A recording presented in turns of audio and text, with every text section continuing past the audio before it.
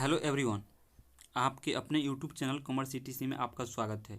आज हम पढ़ने वाले हैं और जानने वाले हैं सैम्पलिंग के बारे में।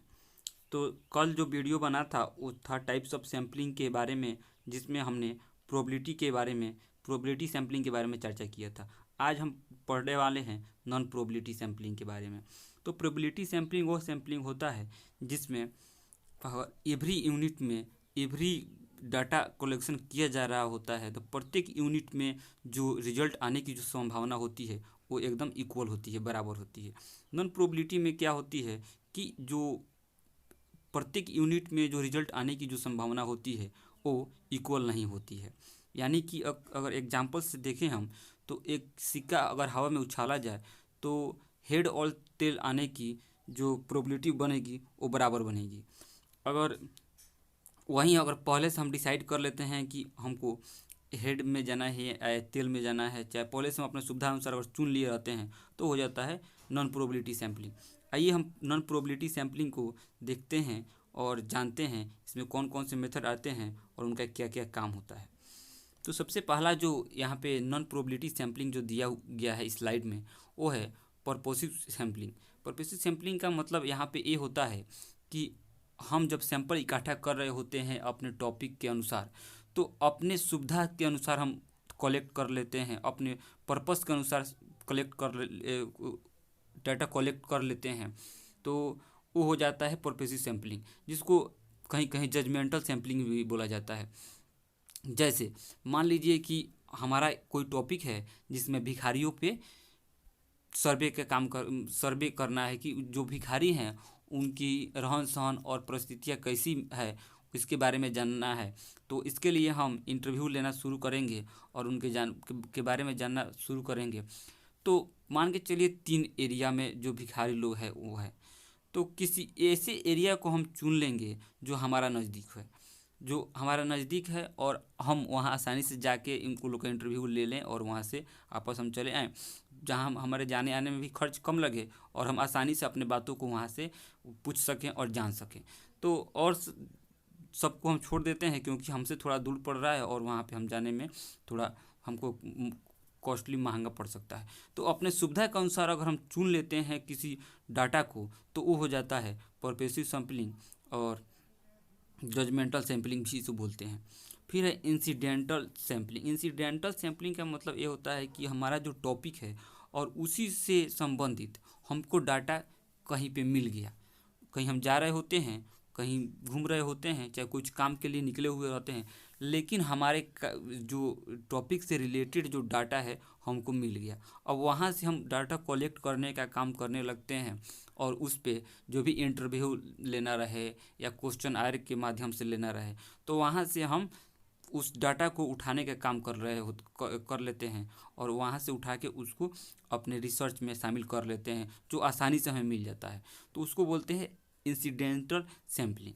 फिर है कोटा सैम्पलिंग। कोटा सैम्पलिंग में होता क्या है कि जब हम अपने टॉपिक पे रिसर्च करने का काम कर रहे होते हैं और उसमें बहुत सारे डाटा का हमें आवश्यकता पड़ता है, तो उसके लिए कोटा पहले से बांटा रहता है कि किस एरिया से, किस जगह से, किस या तो मान लीजिए रीजन से मेल और फीमेल जो हैं कितने कितने पर्सन में हमें लेना है, यह पहले से कोटा डिसाइड रहता है। वहाँ से जो भी कोटा डिसाइड रहता है और वहाँ से हम जब डाटा को इकट्ठा करते हैं और अपने रिसर्च में शामिल करते हैं, तो वो हो जाता है कोटा सैम्पलिंग। एक एग्जांपल से इसको समझ लेते हैं। जैसे मान लीजिए कि हमें मेल और फीमेल में कुछ एजुकेशन से रिलेटेड और उसमें कई सारे रीजन यानी बोले तो कम्युनिटी से लोग बिलोंग करते हैं, तो वहाँ से कुछ लोगों को हमको लेना है, पुरुष को लेना है, फिर महिलाओं लोग को लेना है। तो वहाँ पे देखें कि यहाँ हिंदू भी है, यहाँ मुस्लिम भी है और अदर कास्ट भी लोग हैं, तो दोनों में है, यहाँ फीमेल में भी है। तो यहाँ से हम क्या किए कि देखिए कि यहाँ टोटल जो पॉपुलेशन है यहाँ पे 80 है हिंदू का, 10 है मुस्लिम का और 10 है अदर का।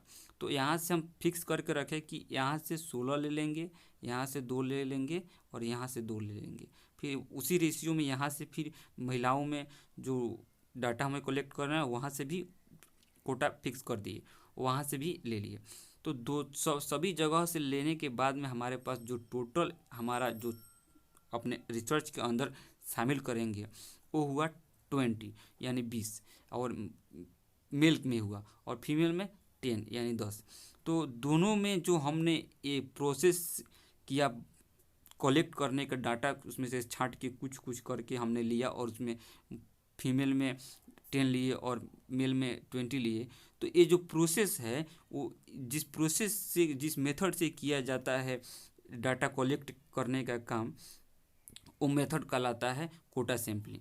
फिर है कन्वेनियंस सैम्पलिंग। कन्वेनियंस सैम्पलिंग में क्या होता है कि जो भी रिसर्च करने वाले पर्सन होते हैं वो अपने सुविधा के अनुसार देखते हैं कि कहाँ हम कम खर्चा में और कितनी जल्दी हम डाटा को कलेक्ट कर लेंगे और हमें वहाँ ज़्यादा समय नहीं देना पड़ेगा।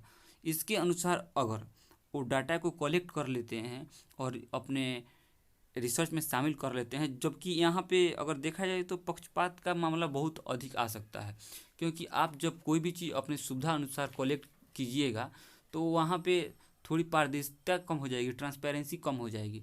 तो वहाँ पे भले ही कम होती है, लेकिन जो रिसर्चर होते हैं वहाँ से उठा लेते हैं, डाटा कलेक्ट कर लेते हैं और अपना काम को आगे बढ़ा लेते हैं उसी पे एनालिसिस करके। तो वो हो जाता है कन्वेंस सैम्पलिंग। जैसे मान लीजिए कि पेपर पढ़ रहे हैं हम, और उसी टॉपिक से रिलेटेड कोई उसमें इंफॉर्मेशन मिल गया, तो वहाँ से हम उसको उठा लिए और उसमें कुछ अपनी बातों को शामिल करते हुए अपने सैम्पलिंग के अंदर शामिल कर लिए। तो ये हो जाता है कन्वेंस सैम्पलिंग। फिर है लास्ट में स्नोबॉल सैम्पलिंग। स्नोबॉल सैम्पलिंग का मतलब है कि ऐसे डाटा कलेक्ट हम करते हैं जो पहले से हमको पता रहता है, और वहाँ से डायरेक्ट हम जाके डाटा को कलेक्ट करना शुरू कर देते हैं अपने रिसर्च के अंदर, और तो वो हो जाता है स्नोबॉल सैम्पलिंग। जैसे मान लीजिए कि कोई रिसर्चर हैं, उनका जो सोशल इशू पर टॉपिक है, सोशल इशू में वो टॉपिक है जैसे बहुत पति ऐसे होते हैं जो अपनी पत्नी को पीटते हैं, तो उनको अब डाटा कलेक्ट करना है। तो उनको कुछ पता है पहले से कि ऐसे ऐसे लोग हैं हमारे अगल बगल में, चाहे इस जगह हैं, जो अपने पत्नी को पीटते हैं। तो वहाँ वो जाएगा, जो रिसर्चर स्कॉलर होगा वहाँ जाएगा डाटा कलेक्ट करने, और वहाँ जब उस पर्सन से बात कर रहा होगा, इंटरव्यू ले रहा होगा, तो उससे भी पता चलेगा कि वो पर्सन होगा वो भी बताएगा कि यहाँ और लोग हैं जो ऐसा काम करते हैं। वहाँ भी फिर जाके वो इंटरव्यू लेने का काम करेगा। जैसे यहाँ पहले से पता था, ये लोग कुछ और लोग को बता दिए, फिर यहाँ इंटरव्यू लेने आ गया रिसर्चर, फिर ये लोग भी बता दिए कि यहाँ भी कुछ ऐसे लोग हैं जो अपने पत्नियों को पीटते हैं। तो ये जो सीरियल वाइज काम जो चल रहा है ये चलते रहेगा जब तक रिसर्चर जो होता है वो उसका जो प्रश्न पूछने का तरीका है और प्रश्न करने का तरीका है, जब तक वो अपने प्रश्न को लेके उसका उत्तर नहीं मिल पाता है, जब तक तब तक उस प्रश्न करते रहेगा अपने इंटरव्यू के माध्यम से। तो वहाँ तक पहुँचते पहुँचते जो भी एक चैन होगा, तो इस सारा चैन जो होगा स्नोबॉल सैम्पलिंग के तहत आ जाएगा मेथड में, सैम्पलिंग में, स्नोबॉल सैम्पलिंग में आ जाएगा पूरा जो मेथड होगा चलने का। तो आज का हमारा जो वीडियो था ये नॉन प्रोबेबिलिटी सैम्पलिंग को लेके था, जो इसके अंदर कौन कौन से सैम्पलिंग आते हैं, जो सैम्पलिंग बोलिए या इसका मेथड बोलिए, ये सभी इसी के अंतर्गत आते हैं। अगर हमारा वीडियो आपको अच्छा लगा तो हमारे चैनल को सब्सक्राइब करें और हमारे वीडियो को शेयर करें और लाइक करें। धन्यवाद।